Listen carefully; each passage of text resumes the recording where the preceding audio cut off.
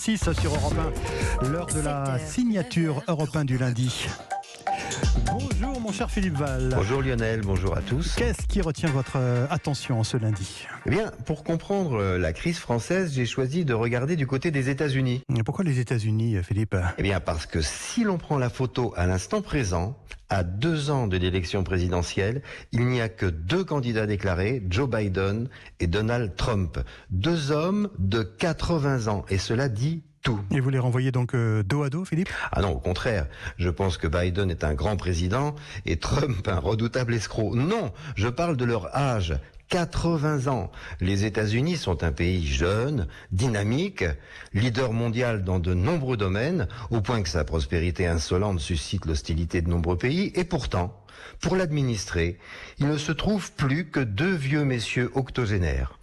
Aucune candidature alternative de 40 ou 50 ans, de droite ou de gauche, n'a encore émergé de façon crédible et c'est proprement stupéfiant. Mais alors, quel rapport avec la France ? Eh bien, c'est la même histoire. Si l'on prend la photo aujourd'hui, en dehors de Marine Le Pen et de Jean-Luc Mélenchon, même l'observateur politique le plus attentif ignore qui, dans la gauche, la droite ou le centre républicain, est susceptible d'emporter une élection présidentielle. Comme aux États-Unis, aucune personnalité crédible n'a encore émergé.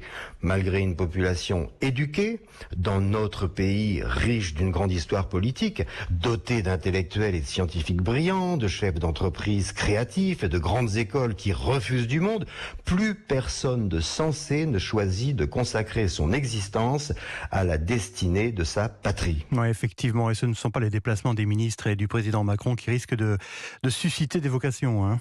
Et précisément, pour un salaire de ministre ou de député de moins de 10 000 euros mensuels, c'est-à-dire à peu près 100 fois moins qu'un footballeur de première division, qui est prêt à ne plus savoir où mettre ses enfants à l'école pour qu'ils soient en sécurité? Qui est prêt à se faire agresser, insulter, menacer, diffamer dans les réseaux sociaux? Qui est prêt à voir sa vie privée exploser et à bosser 14 heures par jour au bien commun pour se faire traiter de profiteur et se faire guillotiner en effigie? En 2022, on a comptabilisé plus de 2000 agressions d'élus. Donc si je vous entends bien, Philippe, plus personne de raisonnable, disons, ne veut faire de politique. Eh ben non, il ne reste que des dingues.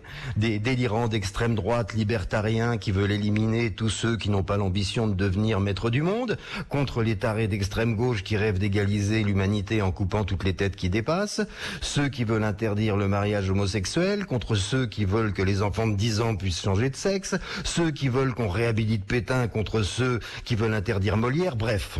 Il n'y a plus que 2 hôpitaux psychiatriques qui s'affrontent dans un brouhaha d'absurdité. En conséquence, ce que la nation produit d'élites cultivées et raisonnables préfère aller travailler dans le privé. Le service du public, qui est la noblesse de la République, est devenu le terrain d'un jeu de massacre. Qu'importe que l'on soit conservateur ou progressiste, pour peu qu'elle soit réaliste, compétente, honnête et bienveillante, aucune pensée politique n'a plus la moindre chance de succès. Alors pour conclure, Philippe, qui est le coupable ? Eh ben nous tous, les réseaux sociaux, dont l'intelligence artificielle sert à faire triompher l'idiotie naturelle, la presse et les médias à leur remorque, impuissants à opposer l'exactitude et l'équité au succès populaire de l'erreur et du mensonge.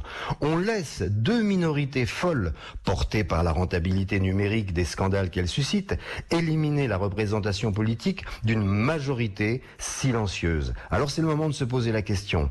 Quand sa représentation politique est condamnée à l'infamie, quelle est l'espérance de vie d'une majorité réduite au silence ? Signature Europe 1 du lundi, Philippe Val. Merci Philippe, à lundi prochain. Merci Lionel.